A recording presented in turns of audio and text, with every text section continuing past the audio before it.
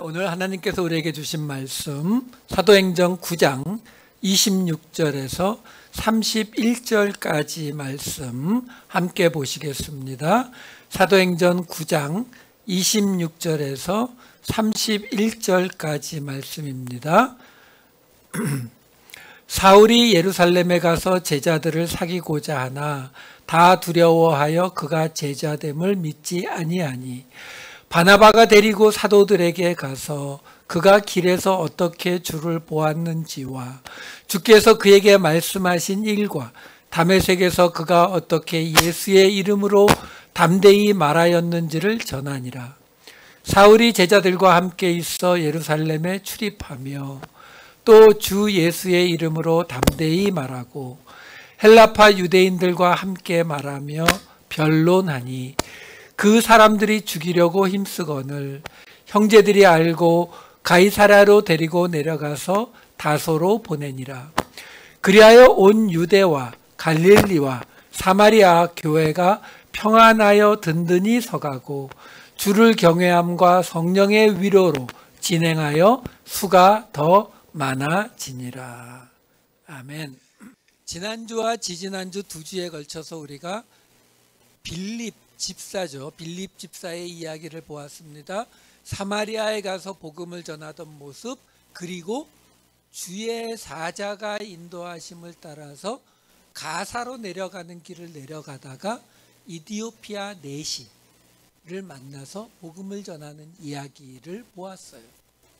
그런데 기억하시겠지만 그 빌립이 어떻게 이야기가 끝났었냐면 주의 영이 빌립을 그 이디오피아 내시를 만나고 나서 주의 영이 빌립을 이끌어서 아소도라고 하는 곳으로 갔다가 가이사랴로 갔다라고 하는 것이 우리 빌립의 이야기의 끝이었습니다. 그런데 그 빌립이 가이사랴에서 정착해서 살았던 것 같아요. 21장 8절 9절을 잠깐 보면은 이튿날 떠나 가이사랴에 이르러 7 집사 중 하나인 전도자 빌립의 집에 들어가서 머무르니라.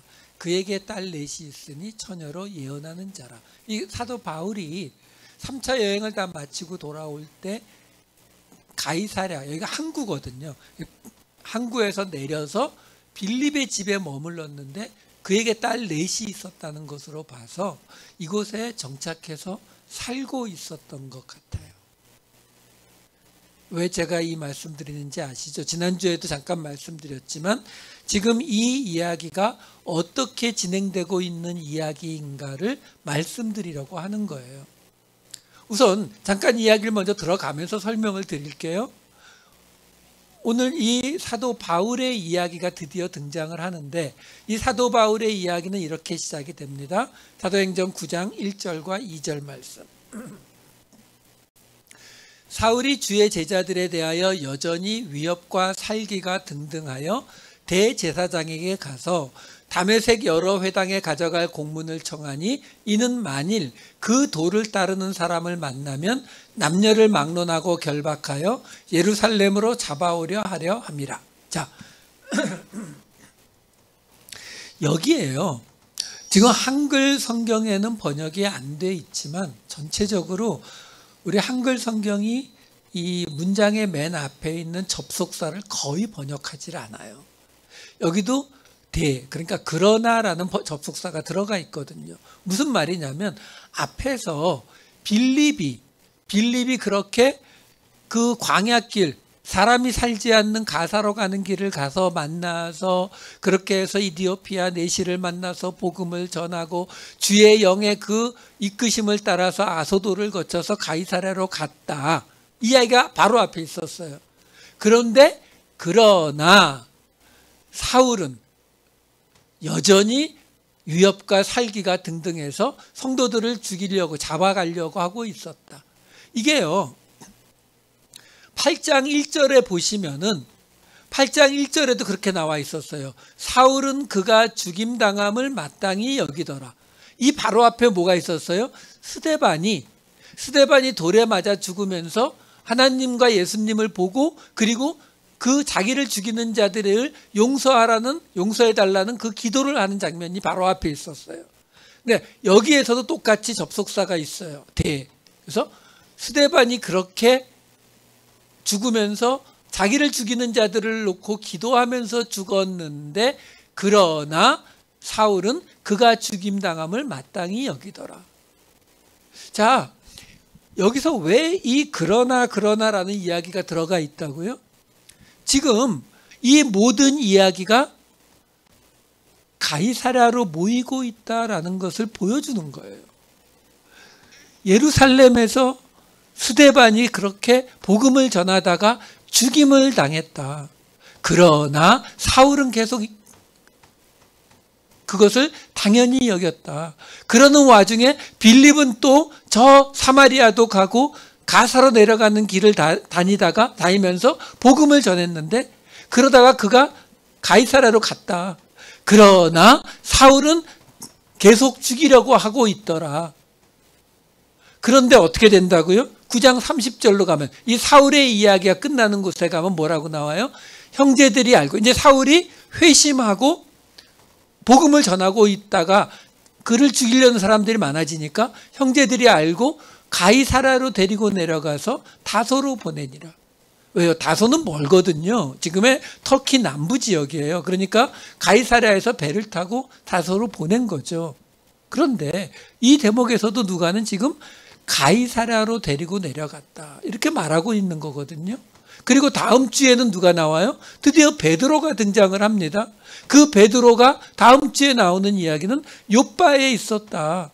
근데 그 욥바에 있었는데 환상을 보고 그 가이사랴에 있는 고넬료가 보낸 사람들이 와서 가이사랴로 갔다. 그러니까 지금 오늘 이야기까지가 사도행전의 서론이 끝나는 거거든요. 근데 이 서론이 끝나는 이 이야기까지가 결국 무슨 이야기라고요? 사실 다음 주에 나올 베드로의 이야기까지도 포함하면은, 예루살렘에서 스데반의 일이 벌어지고, 빌립이 지금 저 남쪽에서 바닷가 쪽까지 돌아다니면서 일이 벌어졌고, 그리고 사도 바울이 이제 다메섹으로 가는 길에서 예수님을 빛으로 만나서 회심하는 놀라운 기적이 일어나고, 그가 다메섹에서 예루살렘에서 복음을 전하고 그랬는데, 빌립도 가이사랴로, 사도 바울도 가이사랴로, 그리고 베드로도 가이사랴로 모이게 되더라. 근데 그 모인 곳에서 그들이 다 모였더니 어떤 일이 벌어졌다? 바로 가이사랴의 이방인 고넬료가 예수를 믿게 되더라. 이방인 고넬료에게 성령이 내리더라, 이 이야기예요. 그러니까 지금 오순절날 성령이 임해서 이 사도행전의 이야기가 시작이 됐는데, 그 사도행전의 이야기가 시작되면서 사람들이 성령을 받고 세례를 받고 그 예루살렘에서 하나님의 천국이 실제로 이루어지는 그 모습들을 경험하고 나서 이들이 그 스데반의 박해로 인해서 흩어져 나갔지만, 그 흩어져 나간 자들이 다 가이사랴로 모인 거 아니잖아요. 그렇죠? 그런데 그 중에 지금 대표격 주인공들이 어디로? 가이사랴로 다 모였고, 가이사랴에 다 모였더니 이방인이 구원받더라. 그 얘기는 뭐예요? 이 사도행전은 애초부터 이방인이 구원받게 되는 그 이야기를 해주기 위한 책이다라는 거예요. 여러분, 이게 정말 쉬운 게 아니에요. 무슨 말이냐면, 쉽게 말하면 지금 유대인들이에요. 예수님이 지금 우리 입장을 생각하시면 안 돼요. 왜? 우리는 이 복음서와 사도행전과 바울서신과 그 외 서신들, 신약성경이 있잖아요. 예수님의 가르침이라고 하는 신약성경이 있는 상태니까 우리라고 하면은 이게 어느 정도 이해가 되지만, 이 당시에 신약이 없었어요. 지금 이들은 유대교가 말하는 구약의 하나님, 그 구약의 하나님이 말하는 메시아가 왔다. 그 메시아가 바로 너희가 죽인 이 예수다. 이거 말하고 있는 거예요. 그러니까 지금 이 예수를 믿는 이 신흥 종교는 유대교에 뿌리를 두고 있고 아직 유대교를 부인하고 있지 않아요. 나중에도 부인하지 않습니다. 그건 나중에 사도 바울 서신을 볼 때 제가 설명을 드리겠지만 유대교를 부인한 적이 없어요. 그러니까 유대교에서 시작이 되었고 유대교의 경전인 구약 성경을 근거로 시작한 이 예수님을 믿는 이 종교가 지금 이 사도행전은 무슨 이야기를 하고 있는 거냐면 그 예수님이 떠나고 제자들이 예수님이 약속한 성령이 오시면서 새로운 복음을 전하기 시작했는데 그 복음이 애초부터 유대교를 떠난 이방인들을 대상으로 하고 있다라는 거예요. 이건 정말로 이상한 사건이에요. 왜? 아니 오리지널을 가지고 나서 보통 어떤 경우에 바깥으로 나가요? 국내에서 시장을 다 개척해서 국내에 팔 만큼 다 팔아가지고 더 이상 시장이 남아있지 않을 때 그때 외국에 팔기 시작하는 거잖아요. 마찬가지예요. 여러분 이슬람 같은 경우도 지금도 이슬람은 아랍어로 쓰여진 코란이 아닌 것은 코란이라고 보지 않아요. 지금 다른 언어를 사용하는 이슬람 교도들이 많아지다 보니까 다른 언어로 번역을 해서 쓰기는 하지만 그거는 코란이라고 보지 않고 코란의 번역서, 코란의 해설서라고 불러요. 그 말이 뭐냐면 아랍어로만 이야기를 해야 이 코란의 진짜 의미를 알 수 있기 때문이다. 그렇기 때문에 그래요. 무슨 말이냐면 오리지널을 가지고 있는 상태에서 카피나 번역이나 이런 게 나가는 건 이해가 되지만 지금 여러분 이 이야기, 이 사도행전의 이야기는 지금 예루살렘 교회가 수십만 명의 큰 교회로 세워지고 이스라엘 전역에 많은 예수님의 교회가 세워지고 그래서 이제 이방인들에게 복음을 전하겠다 이러고 있는 게 아니에요. 지금 예루살렘 교회도 제대로 세워지고 있는 상황에 아닌 상태에서 시작하자마자 지금 이 누가가 쓴 이 누가복음은 무슨 말을 하고 있는 거예요? 애초부터 하나님의 목적은 이방인이었다 이 말인 거예요. 그러니까 이게 우리가 생각할 때에는 어느 정도 받아들여지지만 도리어 사도들에게는 이게 더 받아들여지지 않았습니다. 여러분 로마서에 보면은 사도 바울이 이런 설명을 하는 대목이 있어요. 로마서 11장 11절을 보시면 그러므로 내가 말하노니 그들이 넘어지기까지 실족하였느냐 그럴 수 없느니라 그들이 넘어짐으로 구원이 이방인에게 이르러 이스라엘로 시기나게 함이니라. 여러분 사도 바울이 이 이야기를 왜 썼을 것 같으세요? 사도 바울이 생각할 때에도 사도 바울은 이방인의 사도라고 스스로 말한 사람이에요. 자기는 이방인들에게 예수의 복음을 전하는 사람이라고 스스로 고백한 사람이에요. 그럼에도 불구하고 사도 바울이 이해되지 않는 게 있었죠. 뭐요? 이방인에게만 복음을 전하는 거예요.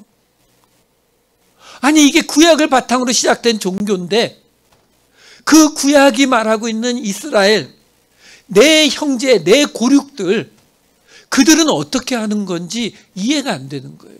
그걸 고민하다가 써놓은 게 뭐예요? 바로 이 로마서 말씀이에요. 하나님이 이방인들을 구원하시는 이유는 결국 그걸 보고 이스라엘이 시기심이 생겨서 하나님께 돌아오게 하려는 하나님의 빅픽처다. 이 설명을 해주는 거예요. 이 설명을 왜 한다고요?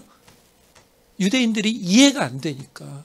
어떻게 이렇게 이방인에게만 집중되는 방식으로 복음이 전해질 수 있느냐 이게 이해가 안 되거든요. 어떻게 2000년을 내려온 우리 구약 유대교 하나님을 믿는 율법을 이렇게 철저히 배척할 수 있느냐 이해가 안 되니까 이런 설명이 나오는 거예요. 그 핵심이 지금 오늘 나오는 이 이야기인 거예요. 결국 사도행전은 다 시작해서 모두가 다 가이사랴로 모이더라. 그 가이사랴에 모였더니 이방인에게 성령이 임하게 되더라. 하나님의 뜻은 이거다. 그 얘기예요. 저는 지난주에도 말씀드렸지만 고넬료가 10장에서 세례받고 성령 받고 11장에서 사도 베드로가 가서 예루살렘에 가서 그거 설명하고 12장에서 그 뒤에 수습하는 이야기 나오는 걸로 베드로가 끝나요. 그러니까 사실은 베드로에 관한 이야기는 사도행전에서 다른 이야기 하나도 없어요. 베드로라고 하는 그 수석 제자의 입을 통해서 경험을 통해서 하나님의 관심이 복음이 이방인들에게 가는 것이다라는 것을 확인시켜 준 걸로 끝이에요. 그리고 곧장 이제 사도 바울을 통해서 이방의 복음이 전해지는 이야기, 사도행전의 본론으로 들어가는 거거든요.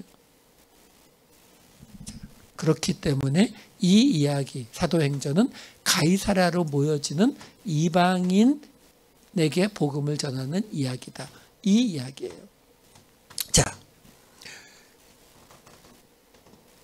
오늘 사도 바울의 이야기에 들어가기 전에 9장 2절 말씀을 조금만 더 볼게요. 9장 2절에 보시게 되면 지금 이 사도 바울이 사람들을 잡아가려고 회당에 공문을 청하는 이유가 뭐냐면 그 도를 따르는 사람을 만나면 남녀를 막론하고 결박하여 예루살렘으로 잡아오려 함이라. 여기에 도를 따르는 사람 이렇게 나와요. 도를 따르는 사람. 이 대목이 헬라어로는 도, 이 길이에요. 길, 호도스라는 단어예요. 호도스고 따르는 이라고 번역이 된 단어는 사실은 에임이라고 하는 단어여서 영어의 비동사예요. 그러니까 그 도를 따르는 이라는 이 말은 사실 직역하면은 어떤 뜻이냐면은 그 길에 있는 이런 뜻이에요. 왜 제가 이것을 번역을 바꾸어 드리냐면 사실 여기 도라고 번역이 된 이 단어가 길도자잖아요. 그러니까 호도스, 길을 뜻하는 이 단어를 번역한 게 맞아요. 근데 맞아도 너무 잘 맞아서 우리는 이 이야기를 들으면 오해하게 돼요. 왜? 우리의 전통 사상 속에 나오는 도의 개념이 있거든요. 국어사전에서 도를 찾아보시면 이 세상을 아우르는 어떤 이치, 이런 걸 도라고 불러요. 그러니까 이게 도를 따르는 사람, 우리는 이걸 이해하죠. 왜? 결국 예수님을 믿는, 우리가 믿는 기독교가 여기서 나오니까 이걸 지금 도를 따르다라고 번역을 한 거거든요. 그러니까 이해하기는 너무 쉬운데 그 도를 따르다라는 말에는 우리가 어떤 느낌을 받게 되느냐면은 어떤 하나님이 만들어주신 이 우주의 어떤 이치를 깨닫는 것 같은 그런 느낌. 왜? 우리가 도라는 단어를 갖게 되면은 그 도라는 단어는 우리는 어떤 단어예요? 그 도를 깨닫고 우리를 갈고 닦아서 그 도를 깨닫는 자리까지 나가게 되는 거. 이런 느낌이 우리는 도라는 단어에서 오거든요. 그런데 지금 우리가 주일날 보고 있는 누가복음은 무슨 이야기를 우리에게 하고 있었어요? 예수님이 제자들을 데리고 예루살렘으로 가는 그 길, 그 여정에서 생기는 일, 그래서 예루살렘에 도착해서 죽으러 가시는 그 길을 따라가는 제자들의 모습을 보여주잖아요. 지금 이 사도행전에서도 우리가 이미 빌립을 통해서 이야기를 보고 있었죠. 어떤 이야기요? 사마리아로 갔다, 가사로 갔다, 아소도로 갔다가 가이사랴로 가는 이야기. 베드로가 요빠로 갔다가 가이사랴로 가는 이야기. 그 여정들이 왜 나와요? 여러분, 예수님을 따른다라고 하는 것은 우리가 어떤 이 세상의 이치를 깨달아가는 그런 과정이 아니에요. 그렇게 추상적이고 철학적인 개념이 아니라고요. 그게 아니라 아주 구체적인 거예요. 예수님이 갈릴리에서 이렇게 예루살렘으로 가서 죽임당하신 것처럼 그 길 따라 가라는 거예요. 빌립이 가사로 내려갔다가 아소도를 거쳐서 가이사랴로 갔던 것처럼 그 길 가라는 거예요. 그래서 무슨 이야기가 나왔었어요? 빌립이 사마리아로 갈 때는 그냥 갔죠. 근데 사마리아에서 가사로 내려가는 길은 뭐라고 나와요? 주의 사자가 끌고 갔어요. 거기서 이디오피아 내시에게 복음 전하고 아소도로 갈 때는요, 주의 영이 끌고 갔어요. 사도 바울은 예수님의 빛을 만나면서 그 인도를 받아갖고 다메섹으로 갔고 아나니아를 만나게 되고 따라가게 되잖아요. 다음 주에 베드로는요, 성령이 환상으로 나타나서 고넬료가 보낸 사람들이 올 테니까 따라가라라고 말한단 말이에요. 왜 지금 이 사건들에만 주의 사자, 주의 영, 성령 이렇게 예수님의 빛 이렇게 나타나느냐고요. 바로 지금 이 모든 것이 하나님의 계획 안에 있는 그 가는 길이란 말이에요. 그 길을 따라가는 거예요. 여러분, 우리가 오해하지 마세요. 우리는 어떤 오해를 많이 하냐면, 지금 이 이야기들이, 성경에 나오는 이 많은 이야기들이 우리하고는 상관이 없을 것 같은, 나는 그게 아니라 나는 이렇게 지금 열심히 교회 다니고 기도 열심히 하고 이렇게 착하게 살면 이 어느 날 이렇게 아직은 좀 모자라서 죄인이고 그렇지만 어느 날 점점 레벨이 올라가서 이 믿음의 어떤 경지에 올라갈 거라는 이런 착각을 자꾸 한다고요. 왜? 이 도라는 단어 때문에 그래요. 도라는 단어. 왜? 우리가 가지고 있는 도의 개념이 그거거든요. 여러분, 지금 이 이후에 지금 어떤 이야기가 지금 사도 바울이 다메섹으로 지금 그 다메섹에 있는 이 예수 믿는 자들을 잡으러 가다가 환한 빛을 만나잖아요. 예수님을 만나서 장님이 되죠. 장님이 된 상태에서 다메섹으로 끌려가요. 다메섹에 가 있는데 그때 다메섹에 살고 있었던 아나니아라고 하는 사람에게 하나님의 환상이 임합니다. 그 환상에서 뭐라고 이야기하냐면, 지금 저 집가 거리에 가서 유다라고 하는 사람의 집에 사울이라고 하는 사람이 지금 눈이 안 보이는 상태로 되어 있으니까 가서 안수해서 눈을 보게 해줘라, 이 말을 해요. 그러니까 이 아나니아라고 하는 사람이 뭐라고 이야기하냐면, 근데요, 그 사람 우리 잡으러 온 사람이에요. 그 사람을 위해서 내가 가서 안수해 주라고요? 이렇게 물어요, 아나니아가. 그렇게 말했을 때 하나님이 아나니아에게 이렇게 말합니다. 9장 15절 16절 말씀. 주께서 이르시되 가라. 이 사람은 내 이름을 이방인과 임금들과 이스라엘 자손들에게 전하기 위하여 택한 나의 그릇이라. 그가 내 이름을 위하여 얼마나 고난을 받아야 할 것을 내가 그에게 보이리라 하시니. 여러분, 이 사도행전의 진짜 주인공이 사도 바울이라고 했잖아요. 13장부터는 모조리 다 사도 바울의 이야기란 말이에요. 근데 그 사도 바울에 대해서 하나님이 이야기하신 것이 요거 2절이 다예요. 이게 끝이에요. 사도 바울을 왜 부르셨다고요? 이방인과 임금들과 이스라엘 자손들에게 복음을, 예수님의 이름을 전하게 하기 위해서. 근데 어떻게 전한다고요? 고난을 받아서. 끝이에요. 다른 말 없어요. 여러분, 그리고 우리는 사도 바울이 어떤 고난을 받았는지 알지요. 고린도후서 11장 23절에서 27절 제가 읽지는 않겠지만 보시면은 옥에 갇히고 매도 맞고 40에 하나가 만매 맞고 태장 맞고 뭐 쭉줄이 나와요. 사도 바울이 이렇게 고난을 받았다고요. 그런데 우리는 고난이 오면 우리는 왜 고난이 오지? 내가 예수님 잘 믿고 있는데, 내가 교회 잘 다녔는데 왜 고난이 오지? 이렇게 생각해요.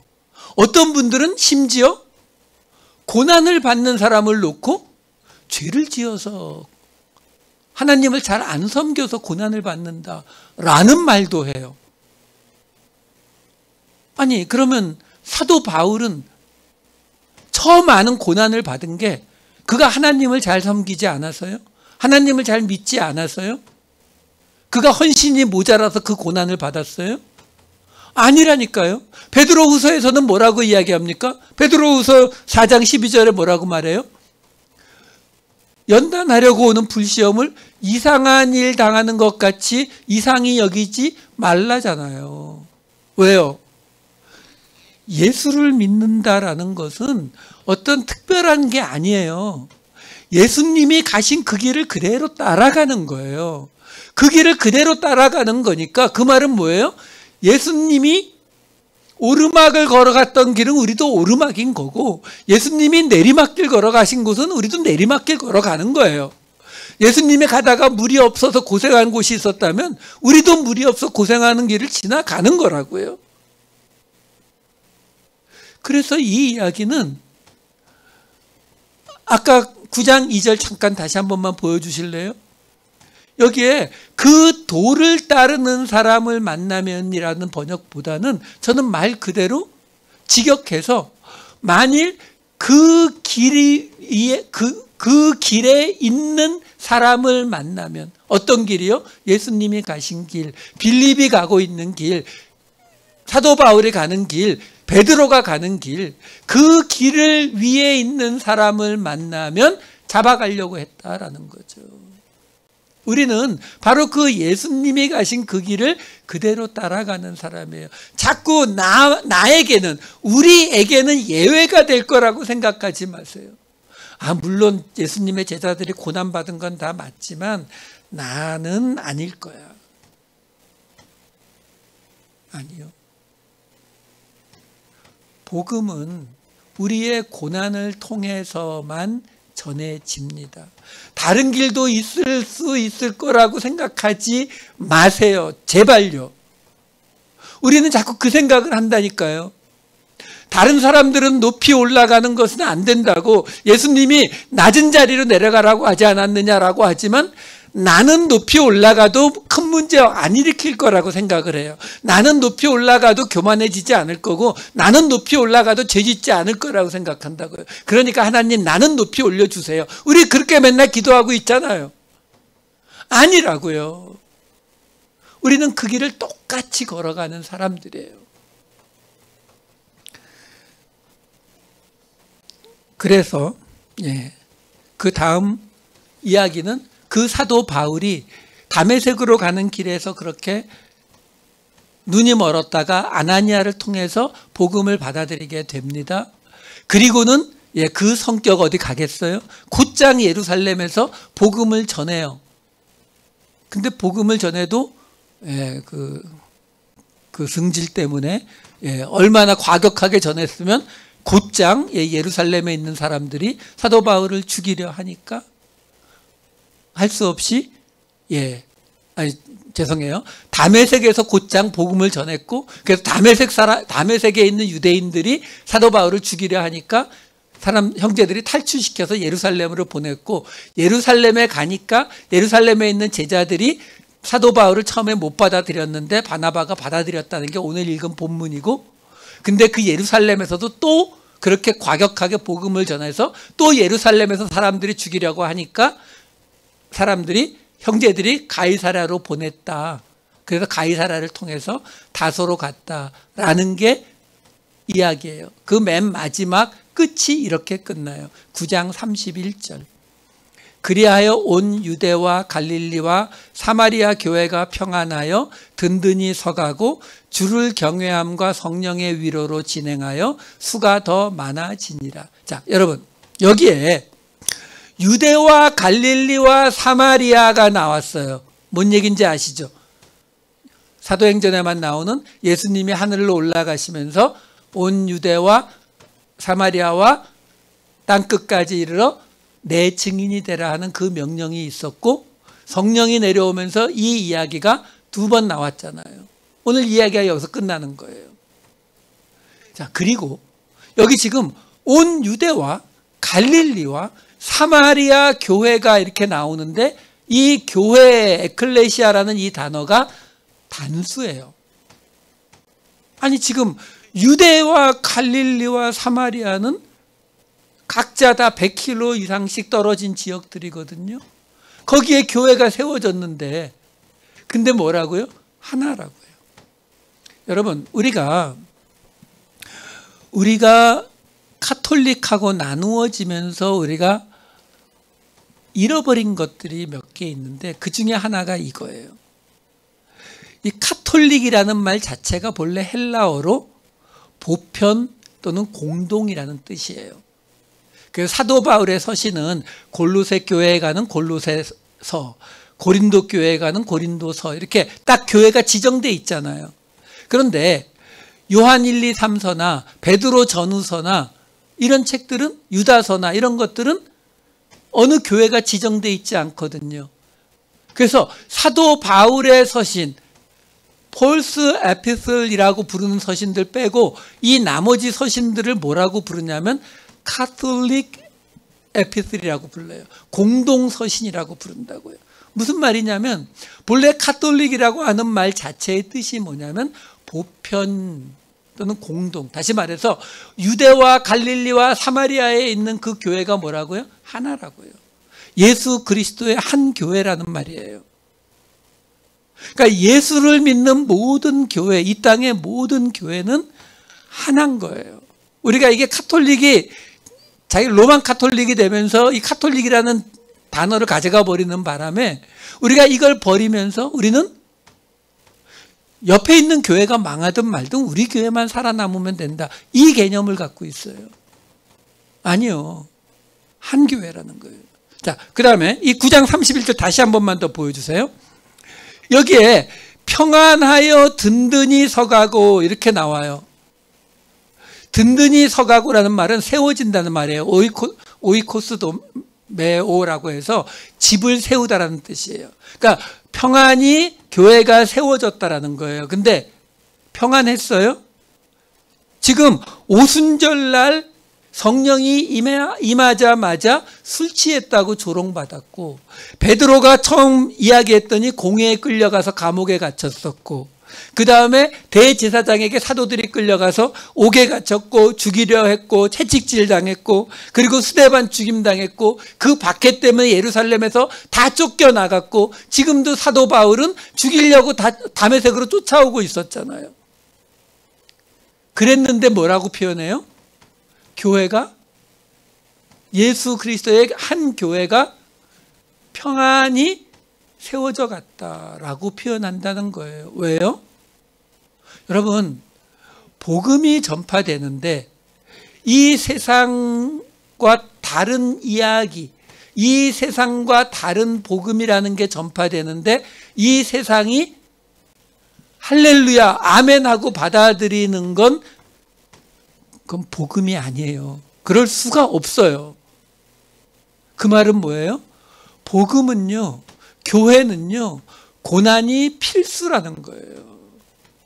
그러니까 성경이 말하는 평안은요, 아무 문제 없는 저기 산타모니카 바닷가에다가 의자 갖다 놓고 천막 치고서 그늘에 쫙 누워있는 그런 평안이 아니라 폭풍우가 부는 절벽에 있는 조그만 새 둥우리, 그 바람에 날아갈 것 같은 그 새 둥우리 안에서도 어미의 날개 밑에 있는 그 새끼 새의 평안, 이게 성경이 말하는 평안이에요. 자, 그리고 나서 한 번만 더 보여주세요. 9장 31절 뭐라고 나옵니까? 주를 경외함과 성령의 위로로 진행하여 수가 더 많아지니라. 자, 여기서도 막 이제 복음이 전해지니까 막 교회가 평안히 막 성장해 가고, 그래서 주를 경외하고 성령의 위로가 있어가지고 막 교회가 부흥하는 이런 그림을 꿈꾸시는데 아닙니다. 그런 얘기하고 있는 거 아니에요. 여기에 지금 주를 경외한다라는 말은 예배드린다는 거예요. 성령의 위로, 파라클레시스예요. 위로, 보혜사, 도우심이에요. 중보. 그러니까 하나님을 경외, 예배하고, 그리고 성령의 도우심으로 진행하여, 여기 진행하여로 나오는 포리오마이라고 하는 단어는 걷다, 가다, 여행하다의 뜻이에요. 그러니까 지금 무슨 말을 하고 있는 거냐면 예수님이 가신 그 길을 지금 우리가 이미 이 9장까지 오면서 보았던 이 많은 고난에도 불구하고 스데반이 죽임을 당하고 막 이런 고난에도 불구하고 하나님이 주시는 평안을 누리면서 교회가 성장해 갔다는 거예요. 어떻게요? 주를 예배하고 성령의 도우심을 통해서 그 길을 걸어갔기 때문에, 그 길을 따라갔기 때문에요. 그러니까 여기에서 수가 많아지는 것은 교회의 수일 수도 있고 성도의 수일 수도 있지만 교회에 와서 앉아있는 사람의 숫자를 말하는 게 아니라 어떤 숫자를 말하는 거라고요? 예수님의 그 길을 따라가는 자. 아까 나왔던 걸로 치면 뭐라고요? 그 길 위에 있는 자, 그들의 숫자가 많아지더라. 이 설명을 우리에게 해주고 있는 것입니다. 여러분, 예수님의 명령을 지킨다라는 것, 땅끝까지 주님의 증인이 된다라고 하는 것은 그것이 우리가 그 길을 가겠노라 결단할 때에 우리에게서 주를 경외함과 우리를 도우시는 성령의 돌보심으로 우리는 그 길 위에 있을 수 있다라는 거예요. 그 길 위에 우리가 있을 때에 어떤 일이 벌어진다고요? 바로 예수 공동체가 그 많은 고난에도 불구하고 세워져 갈 것이다. 이 이야기를 해주는 것입니다. 여러분, 이것은 우리 개인의 믿음이라고 자꾸 생각하지 마세요. 지금 이 이야기가 왜 계속 이런 이야기가 나오고 있어요? 왜 이게 지금 계속 성령의 위로가 있고 하나님 주의 사자가 이끌고 이런 이야기가 왜 계속 나옵니까? 그만큼 다음 주부터 나올 이방인들에게 복음이 전해지는 이 사건이 이들에게 큰 충격이었기 때문에 그래요.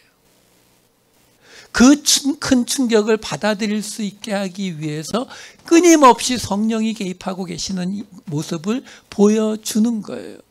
여러분, 이 이야기는 결국 뭐예요? 우리가 복음을 전하려면 우리는 복음을 모르는 사람들에게 가야 합니다.